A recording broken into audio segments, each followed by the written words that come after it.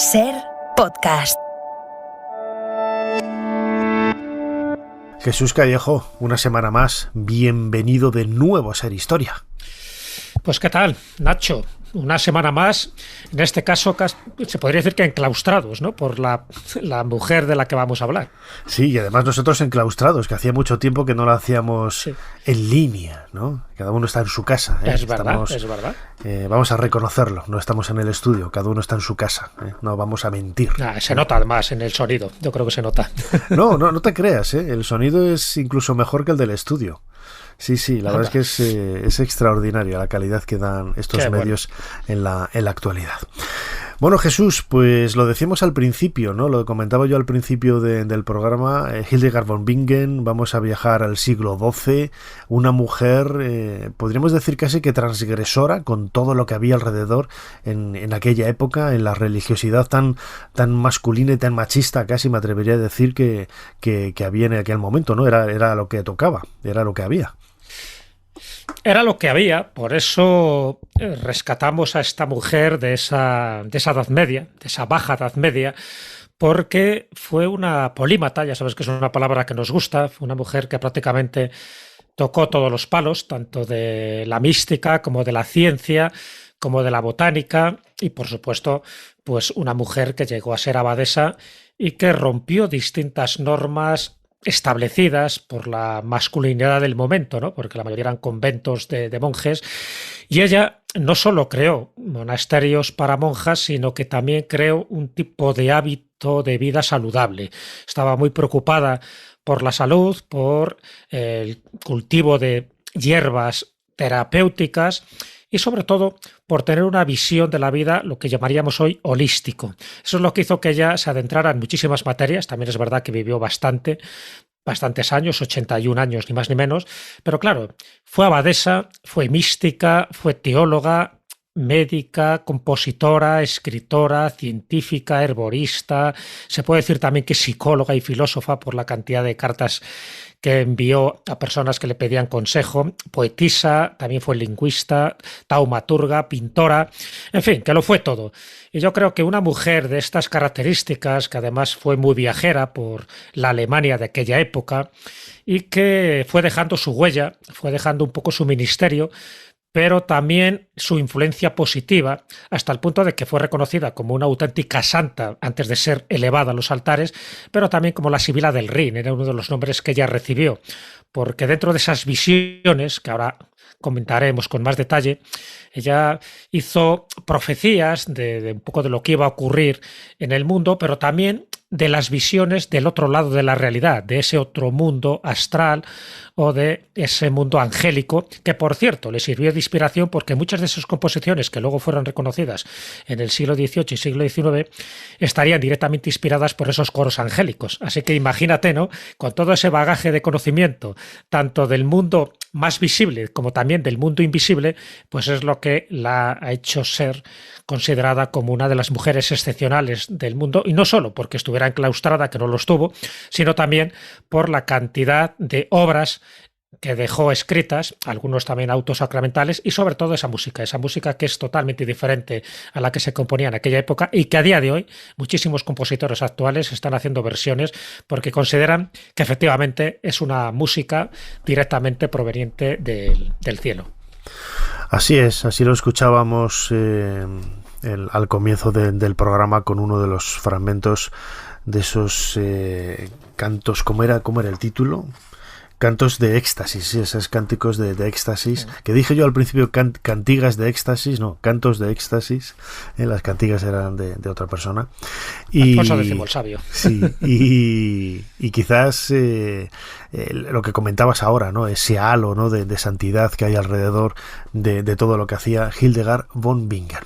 Bueno, Jesús Callejo, crononauta, tenemos aquí con nosotros el teclado de nuestro cronovisor. ¿Cuál es la fecha a la que nos invitas a viajar en esta semana? La fecha es el 1 de noviembre del año 1112.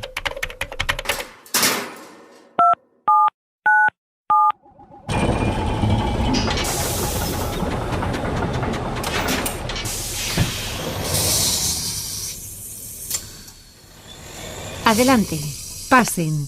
Jesús Callejo les está esperando junto al cronovisor.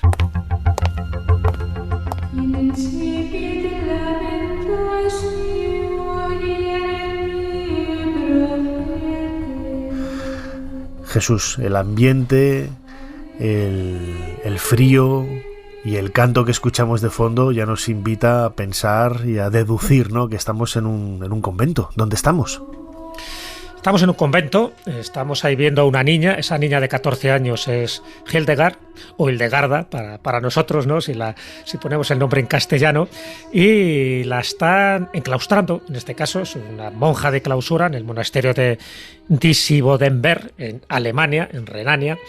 Y fíjate, con 14 años. ¿Por qué? Bueno, pues evidentemente en aquella época, y sobre todo cuando había familias numerosas, pues alguno de los hijos solía tener los hábitos, ¿no? Ella era la 10ª hija de una familia noble de Renania, del Renania-Palatinado, y bueno, se consideraba que era el diezmo. Entonces, bueno, era la 10ª, pues el diezmo a la iglesia. En la mayoría de los casos, ese destino pues era bastante traumático, porque las niñas o el niño, si le metían en un monasterio, no quería para nada los hábitos religiosos. Pero en el caso de Hildegarda, ella vio un motivo perfecto para educarse, para leer, para aprender distintas disciplinas. De hecho, allí aprende pues el latín, aprende el griego, aprende también picar, en fin, muchas de las habilidades que de otra forma posiblemente no hubiera adquirido. Así que en este sentido, por eso hemos elegido esta fecha, cuando ella ingresa en este monasterio. Fíjate, en un monasterio benedictino, pero masculino, porque no había en aquel momento monasterios para monjas. Entonces, bueno, pues la ingresan, aquí lo estamos viendo, ¿no?, en una celda anexa, junto con su maestra Judith, maestra y tía, Judith Juta, como así la llama en sus memorias, y además otra novicia más. Ellas son ingresadas ahí. Los cánticos que estamos oyendo, efectivamente, es un poco la bienvenida a estas futuras monjas, porque evidentemente todavía no lo son. Sí lo será dentro de 2 años, en 1114, donde esta pequeña celda se va ampliando y se va a convertir en un pequeño convento, donde se van a admitir a más niñas que están en la misma situación. Por lo tanto, ese anexo masculino de ese monasterio benedictino se está convirtiendo en un convento femenino.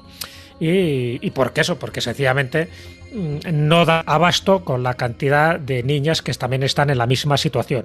Bueno, pues 2 años después, cuando ella tiene 16 años, es cuando por fin recibe el hábito y el velo benedictino de manos del obispo Otón de Bamberg. Pero bueno, el momento que hemos elegido, como ves, es importante, porque ahí se forma intelectualmente y por supuesto teológicamente en este monasterio de Disiboldenberg. Y luego, pues ya tendrá distintas peripecias, porque llega un momento en que ella se quiere independizar, quiere ser autónoma, no puede estar viviendo siempre al anexo y al amparo de un convento de monjes, y eso la va a generar una serie de dificultades. Siempre lo vemos quizás con esa idea del presentismo, ¿no?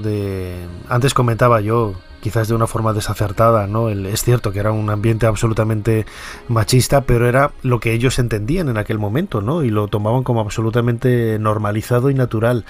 Y hoy también tendemos a pensar que ese enclaustramiento de una niña, 14 años, con toda la vida por delante, pues quizás sería algo traumático, que seguramente hubo casos traumáticos, pero era también norma común, ¿no? Y una forma también de ganarse la vida, incluso de tener un sustento garantizado, que muchos lo hacían precisamente para no tener problemas, ¿no? En una época en donde las hambrunas eran muy comunes.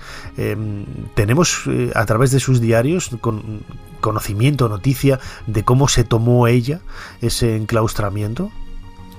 Sí, porque es verdad, tenemos sus memorias, ella escribió muchísimo y por supuesto también contó sus vivencias, sus peripecias y por supuesto sus visiones. A ver, esta niña, todavía estamos hablando de cuando todavía tenía esos 14 años, ya había tenido visiones anteriormente, ¿vale? O sea, no era una niña corriente y moliente, ya tenía primero problemas físicos, problemas de salud, era una niña enfermiza, pero por otra parte empezó a ver cosas. Pero empezó a ver cosas ya desde los 3 años, según ella confesó posteriormente. Ya a los 3 años ella confiesa que se le aparece una luz que dice, una luz tan brillante, tan potente, que su alma empezó a temblar. solo los 3 años, ¿no? Luego lo fue recordando.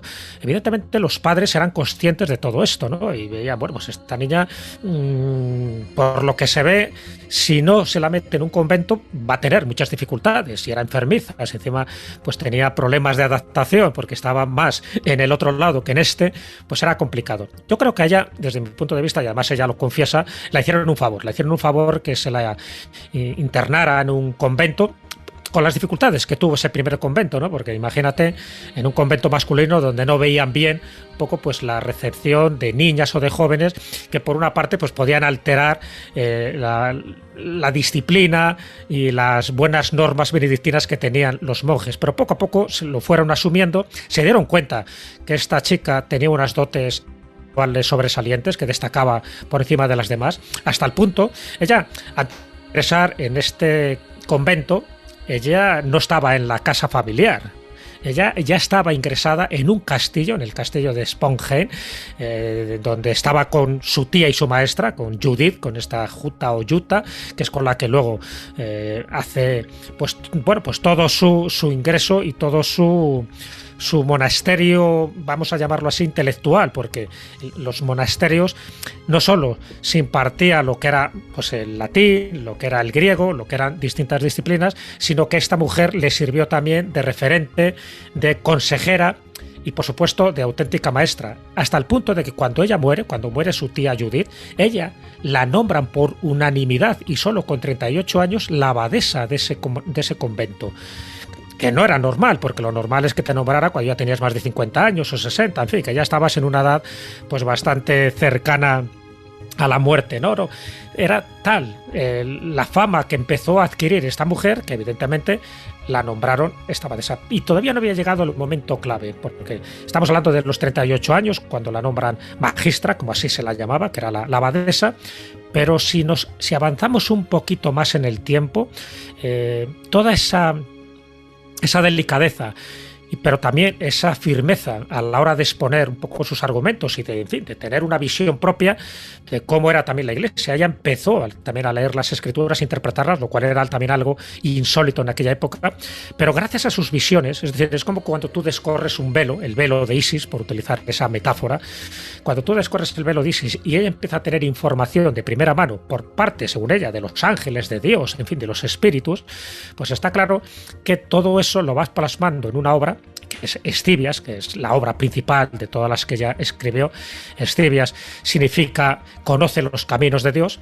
Entonces, todo eso que fue plasmando, por una parte, la creaba cierta inquietud, no solo a ella, sino también a sus hermanas de devoción, sino que se pensaba que a lo mejor podía estar inspirado más que por Dios, por el diablo. Hasta el punto de que entra en contacto con una de las personas más clarividentes que había en aquella época, que era Bernardo de Claraval. Entonces, esa relación epistolar que tiene con Bernardo de Claraval es la que la anima a ella a seguir adelante con esas visiones y con ese conocimiento. Fíjate, Jesús, que estás hablando de algunos aspectos históricos que son comunes, ¿no?, a otras mujeres y a otros hombres, ¿no? En la historia del cristianismo. Estaba, por ejemplo, pensando en Sor María Jesús de Ágreda, con esas visiones tan insólitas, esa correspondencia. Estaba pensando en San Juan de la Cruz, en Santa Teresa de Jesús. Todas ellas tienen esos denominadores comunes, ¿no? Esas visiones tan insólitas, tan extrañas, quizás venían dados un poco por la religiosidad exacerbada que había en el momento, ¿no? Y los problemas que había en la sociedad, las guerras, las plagas, las pandemias, que todo ello, ¿no?, pues haría quizás ver ese lado más demoníaco también de los problemas, acusar al demonio de los problemas que se tenía y también buscar pues cierto halo de esperanza en la religión, ¿no?, y en las Sagradas Escrituras. Sí, de todo hay, Nacho. Evidentemente muchas de las visiones estaban motivadas por un ayuno prolongado, en fin, por los cilicios, la automortificación, en fin. Entras en estado alterado y expandido de conciencia y puede pasar cualquier cosa, incluido esas visiones. En el caso de Hildegard von Bingen, parece que es distinto, porque ya las tenía desde pequeña, es decir, ella no estaba sometida a ese régimen de austeridad, de disciplina, que puede provocar esas visiones en un momento dado. Ella ya las tenía, como te acabo de comentar antes, de años. Visiones que por una parte la preocupaban, porque no entendía muy bien qué es lo que le estaba pasando y qué viendo, pero estaba recibiendo mucha información.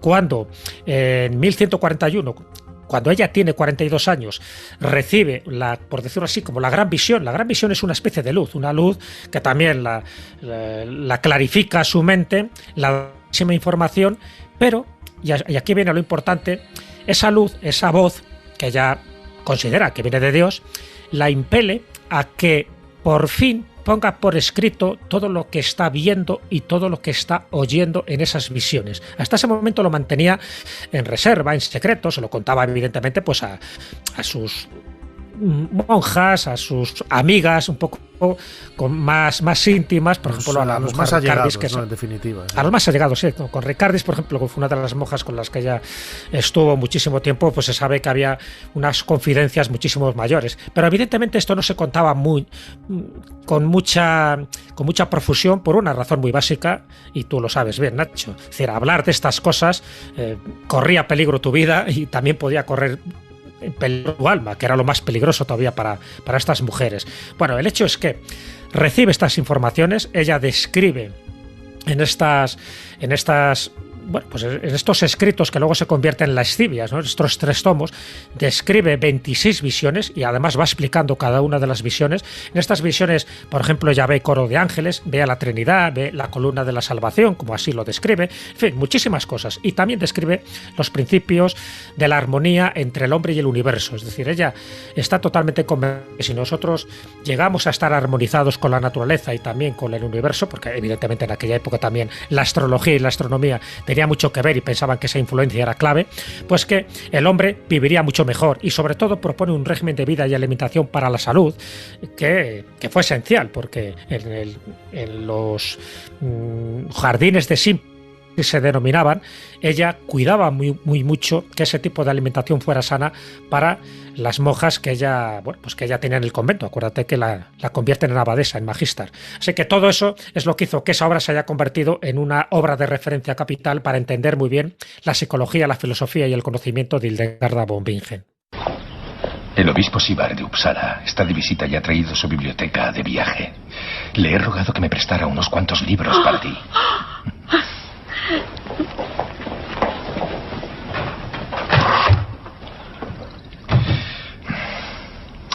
Tienes donde elegir. 4 libros de medicina, 1 de piedras preciosas y 2 clásicos. El obispo quiere que sepas que aprecia sobre todo el Dioscórides y el Physiologus. Es una recopilación de fábulas y observaciones de la naturaleza. Se escribió en Alejandría, en el siglo II. Además, también contiene pasajes de las obras de Aristóteles, Plutarco y Plinio.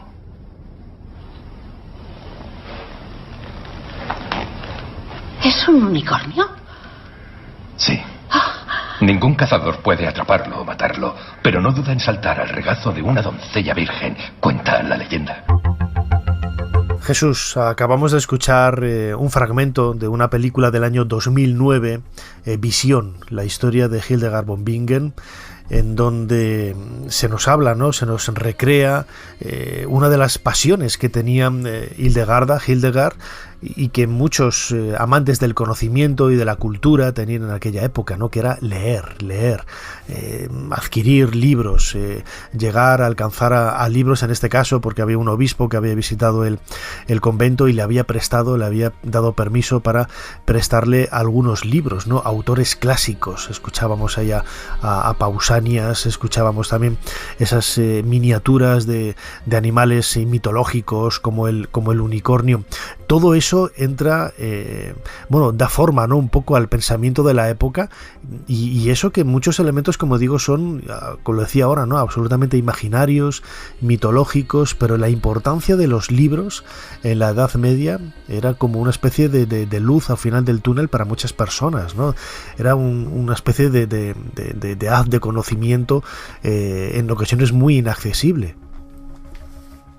Claro, tú lo has dicho, inaccesibles. ¿Quién tenía acceso a ese tipo de libros, a esos volúmenes? ¿Y quién sabía leer? Estamos hablando de una época. Claro, efectivamente. ¿Quién tenía acceso a esa forma de entender el mundo que te rodea. Pues muy poca gente. Por eso los que estaban dentro de los conventos, dentro de los que estaban dentro de esas jerarquías eclesiásticas, bueno, pues tenían ese acceso. También servía para que los scriptorium reprodujeran muchísimas de las obras. Estamos hablando de una época en el siglo XII donde todavía no se había inventado la imprenta, donde todavía estos libros no eran pues accesibles, ¿no?, para la mayoría de los mortales. Bueno, pues eso es lo bueno, por ejemplo, que tuvo Hildegarda. No solo que pudo acceder a ese tipo de información, ya te digo, vamos a llamarla así, una información ortodoxa, también accedió a la otra información, la heterodoxa, la más angelical, la más divina, pero es que también ella escribió muchísimo para exponer estos conocimientos, y aquí es donde se la convierte en una de las grandes pioneras en muchas cosas. Se puede decir que es la primera médico naturista de la historia alemana, precisamente por su conocimiento del herbolario, de estos jardines de simples, de estas plantas terapéuticas, de los principios activos, de lo que servían para unos y para otros, para curar determinadas enfermedades, y además incluso enfermedades femeninas, que no se trataban mucho en aquel momento. Fíjate cómo sería de inteligente esta mujer, y de valiente por otra parte, que está también considerada la primera sexóloga de la historia, porque en uno de sus textos describe por vez primera el orgasmo femenino. Estamos hablando de una monja que se supone que no tuvo relaciones sexuales, pero que sin embargo sí conocía cuál era el placer que se le podía dar a una mujer, cómo ese placer le podía también llevar a eso que se llama orgasmo, pero que en lugar de ser pecaminoso como tal se entendía en aquella época, ya decía que no, que precisamente eso podía ser revitalizador para la mujer cuando ella descubriera su auténtica sexualidad. Ojo, sexualidad que no tenía que estar siempre encaminada a la reproducción. Claro, decir esto en aquella época era muy peligroso, y esto lo dice en una de las obras que es, bueno, pues la de Causa y Curare, ¿no? Es una de sus obras en latín que ella escribió, y donde relata que el acto sexual es algo bello, que es algo sublime y que es algo ardiente. Ahí tienes otra de las innovaciones que tuvo Santa Hildegarda. Te digo otra más, a los que nos gusta la cerveza, ella añadió lúpulo a la cerveza para darle un sabor más amargo y evitar además que fuera dañina, porque en aquella época, bueno, igual que ahora, la cerveza se hace también con agua, pero el agua que había en el siglo XII pues era bastante insalubre. Bueno, pues una forma de evitar que hubiera distintos envenenamientos, y por supuesto porque además el lúpulo posee propiedades bacterianas, entonces al tener esas propiedades bacterianas pues es lo que hizo que esa cerveza por un tuviera más sabor, porque el lúpulo le dio ese sabor un poco más amargo, pero también que fuera mucho más saludable, mucho más terapéutica, y en fin, que de mucha mejor ingestión. Bueno, pues también se metió en ese territorio. Y como tantos otros, está considerada también eso como una médico que conocía perfectamente cuáles eran las dolencias no solo del alma, sino también del cuerpo. Y lo que yo creo que también es por lo que ha pasado a la posteridad, no solo por sus obras. Te recuerdo, ella escribió 9 libros tanto en latín como en alemán. Ella tiene 70 poemas, ella tiene 78 canciones sacras, evidentemente, todas ellas recogidas en la Sinfonía de la Armonía de las Revelaciones Celestiales, como así lo describió, y un auto sacramental que de vez en cuando se va reproduciendo, porque la música está totalmente inspirada por esto que ella escuchaba, ¿no? En esos trances, en esos éxtasis, en esos momentos donde ella trascendía el mundo real para fundirse con ese mundo espiritual o con esa luz divina, que por otra parte es una constante también en muchas monjas, no solo del medievo, sino también del Renacimiento. Una de las cosas que me ha llamado la atención, que comentabas al principio, es la forma que ella tenía, ¿no?, de percibir, de escribir y de interpretar esa música, ¿no? Música angelical, pero música angelical literalmente, ¿no? Que es cierto que hay otros músicos a lo largo de la historia que dicen haber tenido incluso contacto no solamente con seres angelicales, sino también con seres maléficos, ¿no?, con demonios. Pero en el caso de Hildegarda, el hecho de que esos cantos de éxtasis tengan ese toque angelical le da un poco un extra, ¿no? Un plus en contraposición a la música que se escribía y se hacía en aquella época. Recordemos, en el siglo XII, estamos en el siglo XII. Ella nació en el año 1098, casi en el borde, ¿no?, del comienzo del siglo XII, y falleció en el año 1179 XIX, pues casi todo el siglo XII ella es protagonista de toda esa historia, ¿no? Y en el terreno de la música fue una rockstar, ¿no? Podríamos decir, casi. Totalmente. Yo invito a todos nuestros oyentes que escuchen algo de Hildegarda, que escuchen alguna de sus músicas, alguna de las antíforas, algunos de los himnos, porque hay algo más. No es un canto gregoriano, no es un canto al uso de aquella época, es otra cosa. Evidentemente depende de la versión musical, ¿no? que se escuche, pero lo recomiendo. Yo lo pongo de vez en cuando de fondo, ¿no? Cuando estoy escribiendo, en fin, cuando estoy leyendo. Sí me gusta escuchar ese tipo de música porque parece que te traslada, ¿no?, a otras esferas celestiales y nunca mejor dicho. Pero atento, Nacho, otro dato importantísimo de Hildegarda. Precisamente por esa comunicación que tenía con los ángeles, vamos a llamarles ángeles, espíritus benefactores, espíritus que la inspiraban, esa luz providencial, ¿no?, que tantas historias la revelaron, bueno, pues también es la pionera en el primer lenguaje artificial o primer lenguaje sintético que ha existido a lo largo de la historia. Estoy hablando de lo que ella denominó la lingua ignota, además con un alfabeto de 23 letras y con unas 1011 palabras. Ella escribía con este texto críptico, con un texto muy simbólico, pero que ese alfabeto no lo inventa ella como una especie de criptografía para comunicarse con sus monjas. No. Es un alfabeto que ella recibe directamente de esas esferas. Bueno, pues evidentemente, como está considerada la primera lengua sintética o artificial, te puedes imaginar que se la ha considerado o se la ha nombrado la patrona de los esperantistas, porque en fin, el esperanto es la lengua que ha intentado servir de comunicación para todos aquellos que quieren tener una lengua común. Bueno, pues si miramos el origen, es que es sorprendente, porque ella no intentó alardear de que estaba queriendo crear un idioma distinto, no, ese es un idioma que le servía para sus comunicaciones y sobre todo para esos mensajes que a día de hoy se han podido descifrar y que desde luego te puedo asegurar que dejan con la boca abierta si es verdad todo lo que se cuenta ahí. Te rogamos que nos liberes de esta esclavitud. Queríamos nuestro propio monasterio. Ahora no hay vuelta atrás. Tú querías tu propio monasterio. Por tus desavenencias con el reverendo padre, tuvimos que dejar un lugar donde no nos faltaba de nada. Mi familia no me envió a ti para que me destrozara las manos. Ahora él labora. Conocéis las reglas. No dormiremos en jergones de paja como mozos de cuadra. Llegará el día en que podremos volver a mimarnos. Os lo advierto. Esto jugará en vuestra contra en el cielo. Algunos iréis por el mal camino y moriréis pronto. Mis padres piensan que te has dejado seducir por los silfos. Utilizas tus visiones para tu propia gloria y no como afirmas para nuestro bienestar.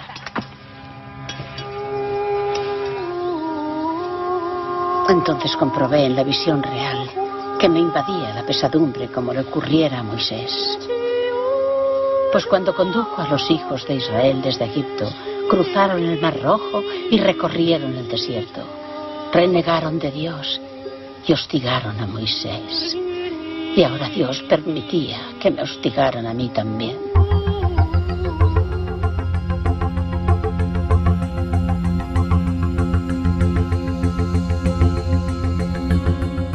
Jesús Callejo, crononauta. Estábamos escuchando un nuevo corte de la película Visión, la historia de Hildegard von Bingen del año 2009, en donde ella es protagonista, sufre, ¿no?, una primera revolución en el convento, ¿no?, podríamos decirlo así, cuando algunas religiosas se le encaran, se le enfrentan y aquello que quizás ella había propuesto, ella había idealizado de una forma pues absolutamente angelical, al final se convierte en durísimo trabajo de albañilería, ¿no?, que muchas de las religiosas no están dispuestas a llevar a cabo, a realizar para construir su propio convento, ¿no?, y ella les pide un poco de paciencia para poder acabar las obras que ya tendrán tiempo, ¿no?, para disfrutar. Esto, bueno, nos sirve también para ver, ¿no?, un poco tuvo muchos seguidores, tuvo muchas seguidoras, pero también tuvo muchos enemigos, ¿no? Y yo creo que el principal enemigo que había en aquella época de Hildegarda era la propia Edad Media, ¿no?, que señalaba, ¿no?, y acusaba a todo aquel que se saliera de la normalidad, ¿no?, aceptada por todos, con mucha hipocresía, porque cada uno hacía lo que quisiera, pero era esa normalidad teológica, esa normalidad de pensamiento que nadie ejercía, pero que todos presumían de hacerlo. Y claro, Hildegarda se salió de las normas totalmente, y en este caso también con muchas religiosas que se le enfrentaron, ¿no? Sí, bueno, los enemigos, igual que los amigos, los tenía dentro de la propia iglesia, te puedes imaginar, ¿no? Evidentemente, fuera de ahí no era tan conocido en aquella época, entonces dentro del propio seno de la iglesia tenía sus apoyos, pero también tenía gente que le intentaba poner zancadillas por eso, porque se estaba adelantando muchísimo a su tiempo, ¿no? Como diciendo, tranquila, no te sulfures y deja las cosas como estaban. Ella no quería ser tradicional.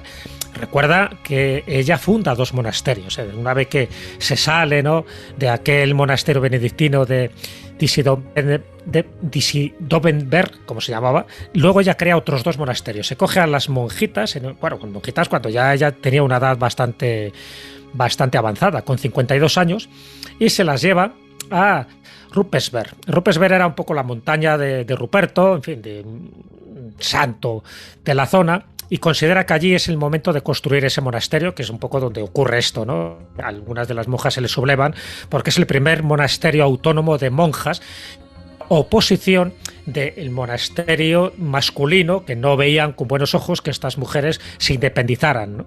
Bueno, pues ella lo hace, es un monasterio, el de Ruppersberg, que ya no existe.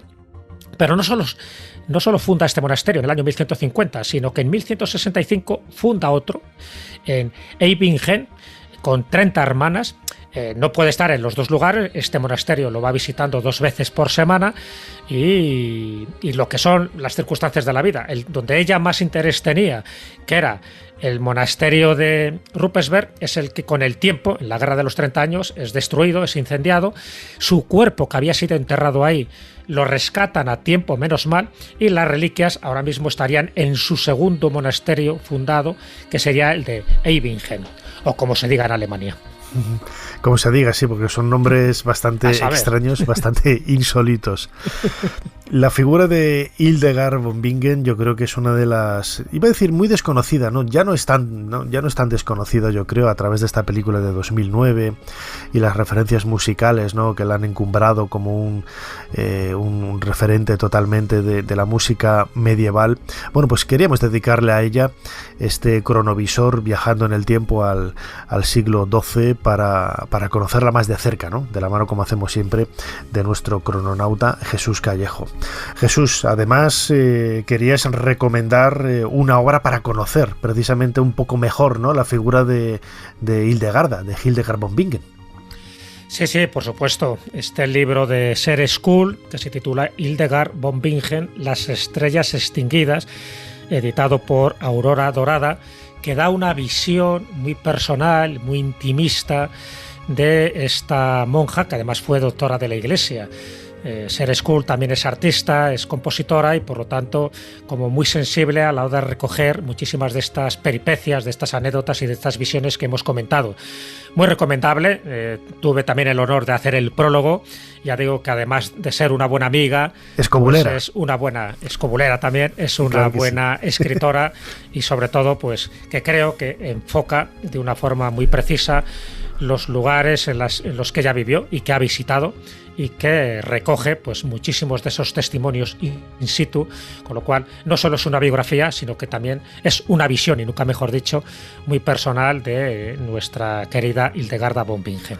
Pues a Ser School la tendremos dentro de poco, porque han sido muchísimos los flecos que se nos han quedado en el tintero para hablar de esta extraordinaria mujer, y seguro que es la persona más indicada para poder profundizar en todos ellos. Jesús Callejo, como siempre, crononauta, muchísimas gracias por habernos ayudado a hacer un poquito más de historia. Nada, muchísimas gracias a ti, Nacho, y recuerda, ora et labora. Suscríbete a Ser Historia. Todos los episodios y contenidos adicionales en la app de Cadena Ser y en nuestros canales de Apple Podcast, Spotify, iVoox, Google Podcast y YouTube. Escúchanos en directo en la Ser los domingos a la 1:30 de la madrugada. Cadena Ser. La radio.